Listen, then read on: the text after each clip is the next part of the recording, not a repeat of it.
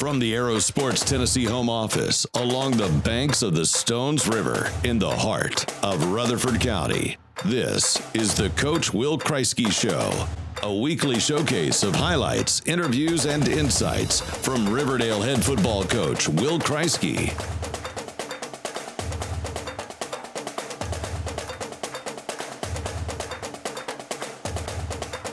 Now here's your host and play-by-play voice of the Warriors, Chris Bosen. Well, welcome to the premiere episode of the Coach Will Kriesky Show here on Aero Sports Tennessee. I'm Chris Bosen. I'll be your host throughout the 2025 Riverdale Warriors football season, bringing you a weekly recap of every Warrior game, complete with highlights. We'll have player spotlight interviews, but most importantly, we're going to get analysis from Warrior head coach Will Kriesky. He's with me here today. You'll be able to listen to these shows and watch them on aerosports.mixlr.com or tune in and watch the episodes on our YouTube channel at Aero Sports TN. Our thanks to the Quarterback Club for making that possible. Don't miss any of the exciting Warrior football action throughout the 2025 season, as we will bring you award-winning coverage every game day. You'll have free access to coast and around the globe coverage on aerosports.mixlr.com, as well as on the Aero Sports TN YouTube channel. You can follow us there. You'll be able to share that with friends and family. They can stay connected to the team throughout the season. And Coach, I really appreciate you agreeing to do these broadcasts this season. It's one of the many new changes that you've got out at Riverdale. But first and foremost, thank you for being a part of it. Thank you for agreeing to do it. I think it's going to be a great thing for the Riverdale student athletes and the Riverdale Warrior Nation at large. Yeah, it's going to be a great opportunity. We get a lot of people involved in this stuff. We get a lot of students can help out with Warrior Radio, and it brings a lot of people together, and they're able to work on their different types of crafts.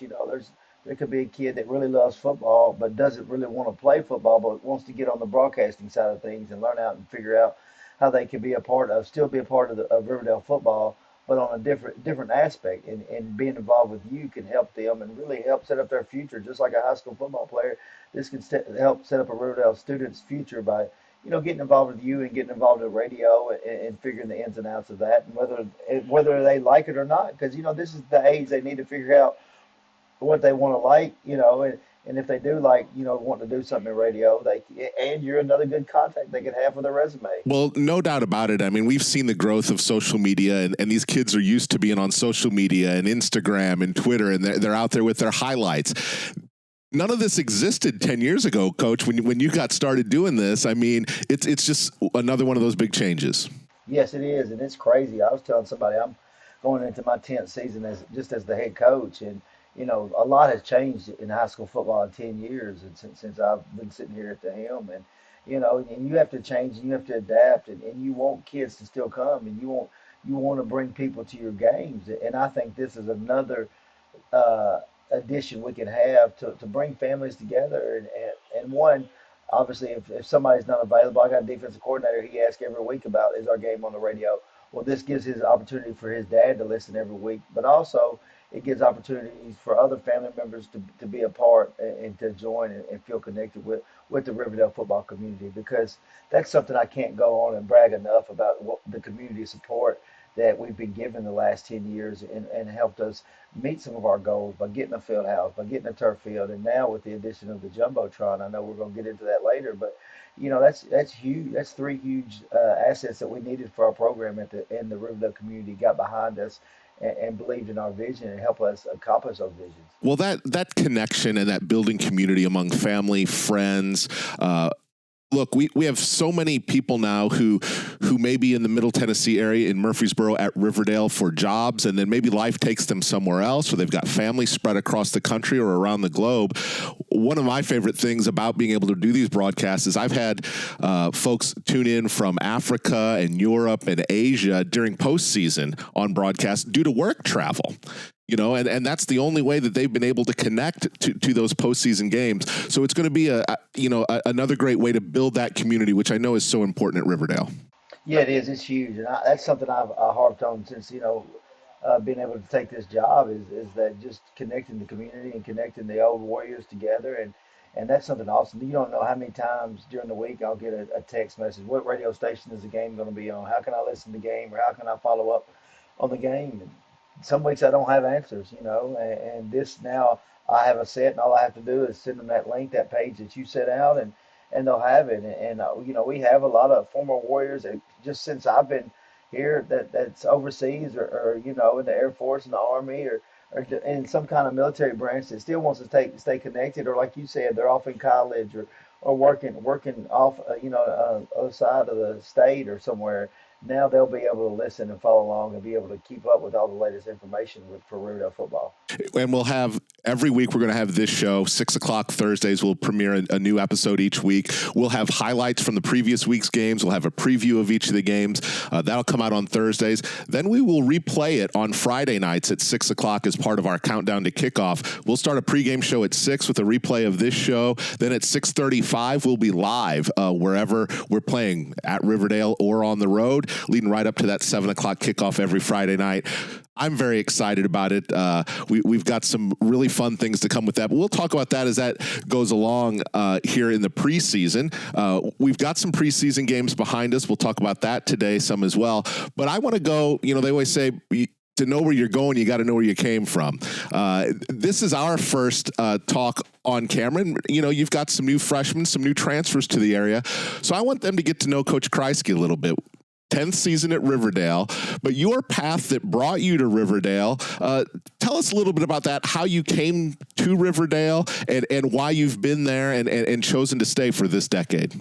It started off, when I graduated from MTSU and got a job with Roger Perry at Mount Juliet High School, and was fortunate enough to be around him for 3 years and be around his staff. He just took a job at Mount Juliet, so he was starting all his traditions and everything he was doing to build the program to get it how he wanted. I was able to be a part of that and see that, and I learned a lot from those 3 years, and it really helped me when I first took this job and trying to get things set how I wanted, because I would reflect on all the things that he did, because he come from being a very successful head coach at Portland High School, and then Coach Perry took that job at Mount Juliet, and he wanted to have the same type of success there. So he had to learn, and what I really learned from him is how he worked with administrators. You think football, well, you just go out and practice football. Well, no, he had to have a good relationship with the head principal, Mel Brown, who was phenomenal, and then just a relationship with people in the front office to be able to get things he needed to get done to accomplish on the football field. And the way he handled those relationships and was professional with those relationships taught me a lot. Taught me there's more that I had no idea about high school football until I sat in this seat and was able to learn some things. And Coach Adlott even said, I asked Coach Adlott, when do you know you're ready to be a head coach? And he said, Coach, you're never ready until you sit in the seat. And that was 100% correct. There's a lot of things that I didn't know that I thought I knew, and I learned. I learned along the way, but I think what Coach Perry and Coach Adlott taught me also, is the relationship part. Make sure you do good and genuine with your relationships. Um, and that, what you said, the second part of your question was, what has kept me here so long, and that's just the community feel. Developing these relationships with people in the Riverdale community, and just being connected. Because I came from a smaller town of Paris, Tennessee, Henry County, which is West Tennessee. You shut down, all the stores, everything shuts down, and it's Friday night football, and that's kind of feel you get here in a bigger area in Murfreesboro with Riverdale. That you have the rich tradition, and you have the people that really support and behind it. And there's people that don't even come to but one game a year, and that's the Oakland game, just because of the tradition that's known between the Riverdale and Oakland. But being invested in this community and having the stakeholders involved in this community, and having the stakeholders really invest in the program the way they have, has meant so much to me, where it's hard to leave, hard to consider anywhere else. Like I just said, we built a field house that was over $500,000. We have turf, which is way more than $500,000. Now we have a jumbotron, and we have all those things because of the investment of the stakeholders and people taking pride in the community, and wanting to have top-notch facilities. I mean, look at our football, baseball, and softball facilities. I think they're the top three facilities in the county, if not in Middle Tennessee.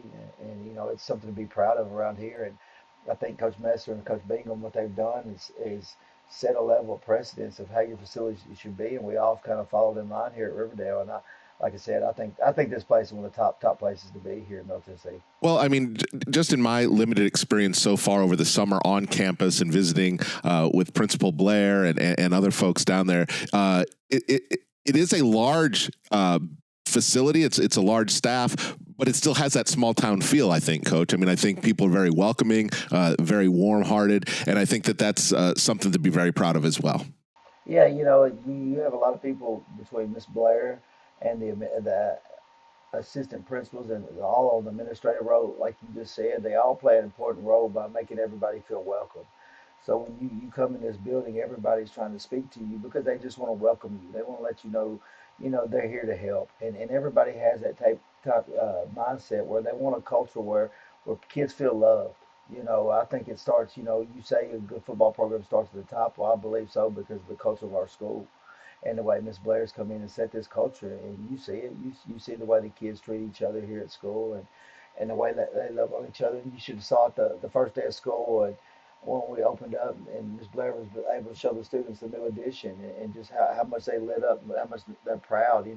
People are proud to come to Riverdale High School and people are proud to be a part of the football program. People are proud just to be here involved in this community, and it's something exciting that's going on. And I think, like you just said, we got a lot of stuff going on around here that we're catching a lot of buzz. There's a lot of talk, a lot of positive talk about Riverdale High School right now, and that's good for our program and our school. And I know that we had Media Day a while back, and one of the pictures that you sent out was of your daughters. There, you said they'd be at the field house all the time. That was another aspect you didn't have, I guess, when you started 10 years ago. You've watched the girls grow up. They're part of the Riverdale system now, the Rutherford County schools. So tell me a little bit about the family side for Coach away from football. Yeah, I got 3 kids and my wife Casey. She's actually the backbone, and she's the success of the family, and the reason that we're able to have all this success because she lets me spend a lot of my time. Football. It's high school football. It's a job. It's a hobby. It's it's whatever you. It's where I spend all my time and devote my time to it. And at home I have 3 kids. I have a son that's going. He's a seventh grader. Plays football for the middle school and basketball and baseball. So he's trying to figure out what he wants to do, and he's still trying to just navigate just a teenage. He turns 13 in a few weeks, so um, he's trying to just navigate and figure life out. And I have 2 girls, one an 8-year-old and another one that's a 3, and both of them are my boss, and they tell me what's going on and where I need to be and things like that. But I have a very supportive family, and they treat Riverdale football, Friday night football is like that's their time, and that's when they get so excited. We had all the senior boys over this past weekend at the house for a meal and to swim and to hang out, and you would have thought, I mean, it was one of them's birthday party because they were so excited for all of them to come over and be a part, and that's what we've tried to establish here with my family is that the boys that play for us and they're part of it, and the coaches that work for us, they're family to us, and my wife's embraced that role totally, and she's 100% in. And any way she helps, she needs to help. The boys need to be fed or things like that. She helps out, and we even with coaches' families, if there's anything that needs to be going on, she tries to navigate through that and help that with these families because we don't make a whole lot of money here coaching high school football, but the one thing we can give is love and compassion and just friendship, and I think we all, I'm very fortunate with the staff that I have that we all work very well together and get along, and we do treat it. I would, like you said, we've had additions to come in, and that's one thing I take pride on when a kid comes in to our program and they say, Coach, man, y'all don't just say that word family. Like it's really family over here. That's really what I take pride in. That means a lot to me that our culture inside the field house is doing that much where people can see that no matter who you are, no matter what problems you have, and that you can accept people for who they are, and you can learn to work with others because not everybody's just alike. Not everybody has the same goals. Not everybody has the same passion.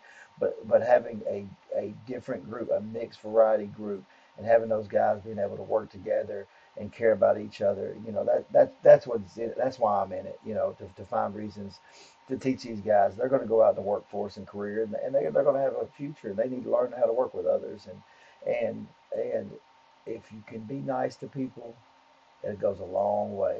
Um, and I think our guys see that and they learn that in this program is if you can help somebody, extend that hand out to help them out. We are in our premiere episode of the Coach Will Kriesky Show. We're going to talk a little bit about the 2025 edition of the Riverdale Warriors. But first, Coach, a quick look back, kind of close out the book on 2024, a team that won 10 ball games a season ago, 3 shutouts, 4 other games where your defense only allowed 7 points, and only 2 teams put up more than 14 points against that squad. As you look back now on the 2024 edition, what do you take away from that team? Well, I wish I had them back. No, they were a really good group of kids. They came along and grown up a long ways. Going into preseason and some early games, I didn't know how good we would be, and I was able to witness it and be a part of it and watch these kids. Malachi Tellen, I mean, to watch him grow from week 1 to last week of the season was impressive. Coach Barnes and the offensive staff did a phenomenal job with him, and he got better. If you watched and really studied our games, you watched Malachi get better each week. And the reason he did that is because of how he worked. He was relentless, and he sat with Coach Pelchat almost every day, just going over offensive plays because he wanted to be great, and he took pride into trying to produce have one of the best offenses and just be a part of something special here at Riverdale. Um, so it was really neat for me to sit back and watch him and this offseason go back and review his stuff and look at it and just watch how much he did improve from week 1 to the last week of the season. Um, And but he, yeah, he's just one of those guys. I mean, you had 11 all-region, honorees that left, along with 8 who were coming back. I mean, it was a stacked team of individuals that made that team stronger. Yeah, it did, and obviously we can go on and on about Dominic Taylor, and what DJ did in the backfield was unbelievable for us this past year, and just who he was as a leader is something that we're missing right now, and this team's coming together, but DJ was just a quiet leader that worked really hard and did a lot of extra work, and kids respected him, but he's he's going to do his thing and be special at MTSU. I hear he's already number 2 on the depth chart at running back, so that doesn't surprise me at all. But he is going to be missed along with Malik Hicks. Malik Hicks was a receiver for us that he was another one that you watched his growth each week get better. And by the end of the season, teams feared Malik. They had to know where Malik was on the field. And same thing. We lost Fletcher, another receiver on the outside, that really hurt us. And as you can tell, we lost a lot of skill, but we're replacing skill with good people. Cam Booker was another receiver we lost. Um, so Xavier Watkins, I can name keep going on. I named the quarterback, running back, and every receiver so far. So we're having to replace a lot on offense, but those guys are coming together and working hard and doing the things they need to do to be prepared for week 1.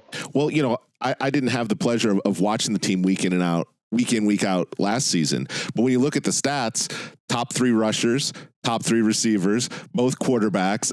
I mean, a lot of offensive production gone. But like you said, guys stepping up, and you're wearing the shirt today, climb. I mean, that's what the preseason, that's what the regular season is all about, is that climb to get better, isn't it?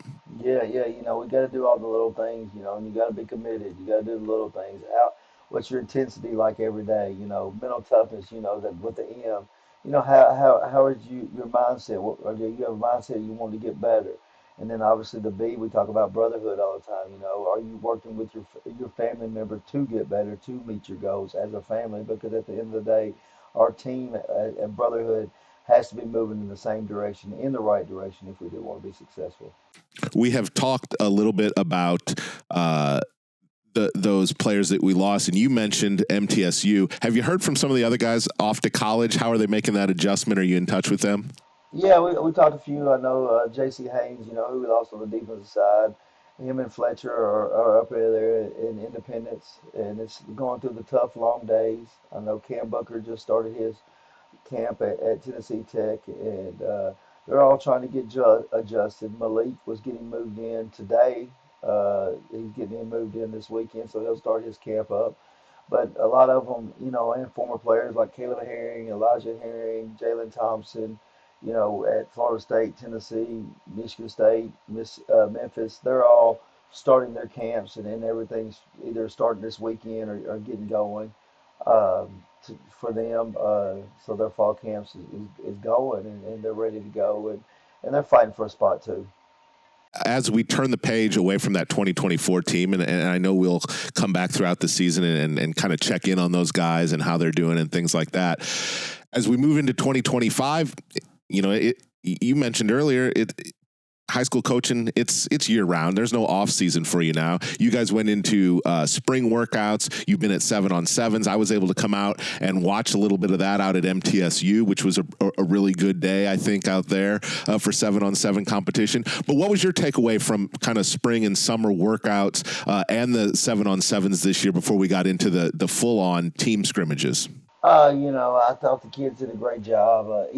Each and every event, whatever it was, the spring scrimmage or the 7-on-7s, come in with the right mindset, the right attitude to get better. Obviously, the little timing part with quarterback receivers off.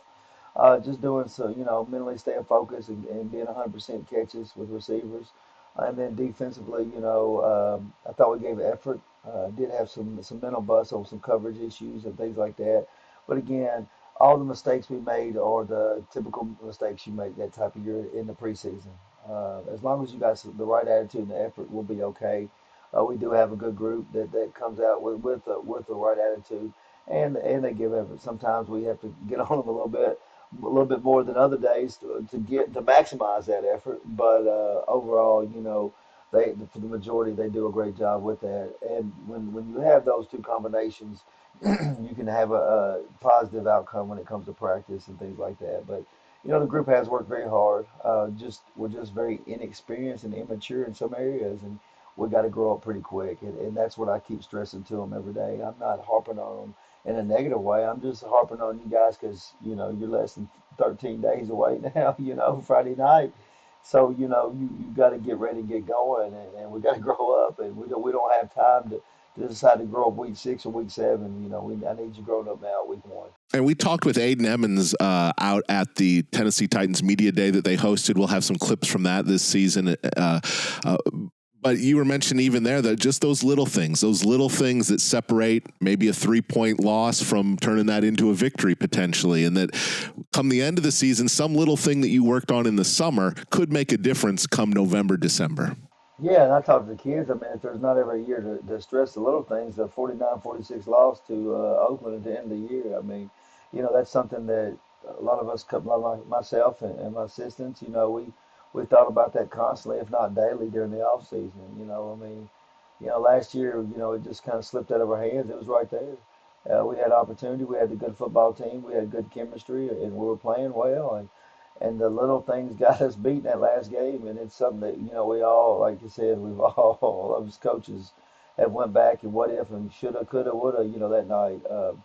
But again, we have to use that as inspiration and motivation to keep moving forward. And we got to know that when we're tired and we're not feeling good, or we're sore, or we have a bump or a bruise, that we gotta have the mentality to fight through it and do the little things correct. Because like you said, that little thing could help us get over the hump that we need to get out of the quarterfinals. Friday night was our first look at 11-on-11 football, and look, it's the 1st of August. It's a Friday night in Middle Tennessee. The only thing that was missing from that ball game, though, in my opinion, were we didn't have student sections there because schools hadn't started up yet. There were no bands or cheerleaders there yet, but the fan environment and particularly the play on the field looked like both teams are ready to go. I thought defensively your team was delivering mid-season form level hits. What did you think about the defense Friday night? Anytime we play a Donnie Webb, team, Donnie Webb is an assistant coach over at Franklin and former head coach. And Donnie Webb was my high school head coach, so I always know when I'm going around him, I better have a defense. And they better be playing fast, and they better play hard, and they better be physical. And I thought we did some of those things. Friday night, Coach Rell and his staff do a great job. And those kids Aiden, he's one that I stayed on all off season. He'll tell you the springtime wasn't fun for him, but I called him out every little thing that he did wrong because he's a guy that we're having to count on this fall to lead this defense, lead this team. He's one of the few returners, and he's a huge leader and been a big leader for this offseason. But we had to make sure that he was all in. If he's going to be a guy that we're going to lean on, he has to be 100% in, not 50%. And Aiden, as you could tell, the way Aiden interviewed and how he answered his questions was very similar to how I answered. So I believe that Aiden's bought in. He's bought into this program, and he believes in this program, and he's going to do what it takes to get where we need to go. The freshman had a good performance as well. The varsity put on a 22-0 shutout. Jacob Vaughn ripped off a 48-yard touchdown run untouched, Coach. I mean, the hole up front was enormous. And then his speed, he ran away from a pretty good Franklin defense. Yeah, Jacob's a young kid, and he's one of the ones we're talking about. He's going to have to grow up quick. He doesn't get a sophomore year just to sit on the bench and play JV. We're going to need him now on Friday nights, and it's going to come fast for him. But again, like you said, he has the talent to play at this level. He has the talent to play in this league, and he can do special things. And we have to get him to understand the game and study the game. And again, it's just a maturing process as his age. He goes from being a 14-year-old kid playing freshman football to down to a 15-year-old kid playing with 18-year-olds, and he just got to grow up, and his mentality's got to change, and that's going to happen. He works really hard outside of what we do with football, and so it'll come once we work on him studying the game and figuring out the X and O part. It's going to come a lot easier for him. As we get ready to wrap up this episode, Coach, you had 3 transfers make a big impact in the game. The running back out of Antioch, Ja'Kai Bonner-Brown, he converted on a 2-point conversion and looked very good carrying the football. I think that's going to bring a lot of depth to an offense that no secret, you're looking to pass the ball first, but when you can keep the defense honest with the running game, that makes a big impact. And then Corbin Reynolds, the receiver out of Loretto, and your new quarterback, Gavin Hampton, they connected on what I know Warrior fans are hoping is the first of several touchdown connections this season. Yeah, all 3 of them played really well, especially for the short time that they've been here. Gavin's been here the longest. He's been here since January, and he's starting, he's learning something new every day, and him and Coach Barnes work really close together, and they're moving it, progressing well. Sometimes it's not as fast as we want it to be, but again, we just got to remember that he hasn't been here with us that long, and then Corbin Reynolds same way, and Gavin and Corbin are getting work together and learning each other and figuring each other out. So that's still coming along, but again, and Brown also ran the ball well. So all 3 had a really good showing, and we have to keep showing improvement with them, and they have to keep getting better, and just learning everything we do. And all 3 of them do have a good attitude that shows that they will keep progression in the right way. And next week, we're going to take a deeper dive into the 2025 Warrior offense and defense and special teams, because that's an aspect that we're not going to overlook. Talk about a 3-point loss. The special teams units will play a big part of this season. So we'll look a little more in depth at all 3 aspects of the game and the team for 2025 next week on the show. As we wrap up, Coach, we've got Friday night Summit scrimmage, another road scrimmage against a Williamson County opponent. Coach Coleman's squad is always ready to go. You're going to make that trip again. I'm guessing that you look for more from these road scrimmages than just on-field preparation. Gives you a chance to show the guys what it takes to get ready, get on the bus, make a drive, and go play someplace else. There's advantages to that too come the regular season. Yeah, I think you have to do every little thing when it comes to a Friday night. Hey, how you go through your walkthroughs, when you eat your pregame meal. I simulate, once last week started, I simulate everything like a Friday. It's not as upscale as a typical Friday night, but it's pretty much close to exactly everything we do. We'll do our walkthroughs. We'll do our special teams meeting, our offense, defense meetings. We'll get our stretch in. We'll get our lift in. We'll have our tape list. We'll have our travel list, and make sure, just the little things. Make sure the guys have their helmet and shoulder pads. Did they put it in a trailer?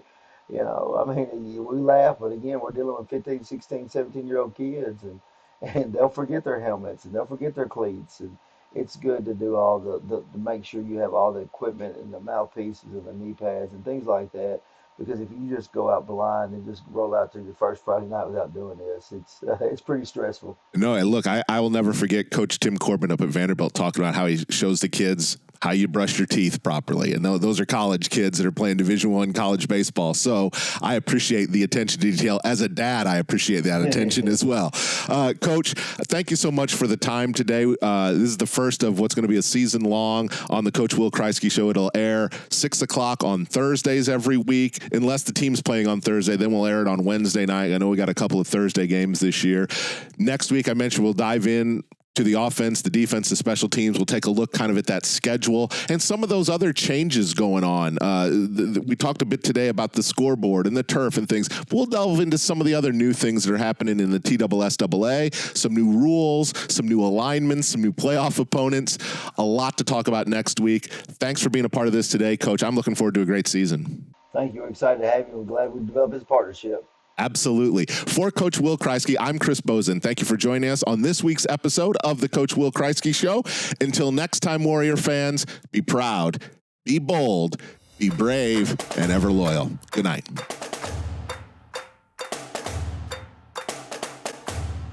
This is the Coach Will Kriesky Show, a weekly showcase of highlights, interviews, and insights from Riverdale head football coach Will Kriesky.